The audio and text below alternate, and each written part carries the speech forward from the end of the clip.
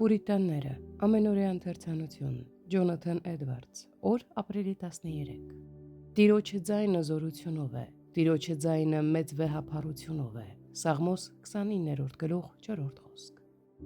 Կա արդյոք երկնքում կամ երկրի վրա որևէ բան, որը քրիստոնյաները կարող են այդքան արժանի համարել իրենց հիացմունքի և սիրո, իրենց անկեղծ ցանկությունների, իրենց հույսի, ուրախության և եռանդուն ջանքի առարկա լինելու, որքան այն, ինչը մեզ հայտնվում է Հիսուս Քրիստոսի ավետարանում։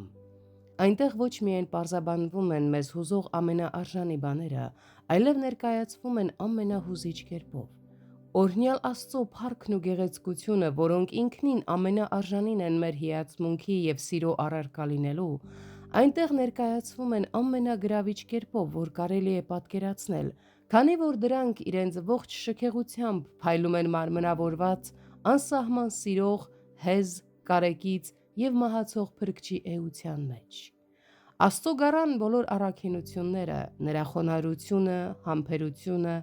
հեզությունը, հնազանդությունը, նվիրվածությունը, սերը և կարեկցանքը մեր առջև ներկայացվում են այնպես, որ ոչ մի այլ բան չի կարող այդքան դիպչել մեր սրտերին, քանի որ այս բոլոր առաքինությունները փորձվել են մինչև վերջ և լիովին դրսևորվել, այդպիսով առավել հստակ փայլել, երբ նա գտնվում էր ամենահուզիչ հանգամանքներում, նույնիսկ երբ նա կրում էր իր վերջին տառապանքները, այն աննկարագրելի և անբացատրելի տառապանքները, որոնք նա կրեց իր քնքուշ սիրուց և կարեկցանքից ելնելով մեր հանդեպ։ Եվ հենց այդտեղ է, որ մեր մեղքերի նողկալի բնույթը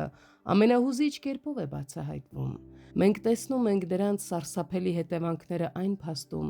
որ մեր Փրկիչը, ով իր վրա պատասխանատվություն էր վերցրել մեզ համար, լինելով երաշխավոր, վճարեց մեղքի գինը։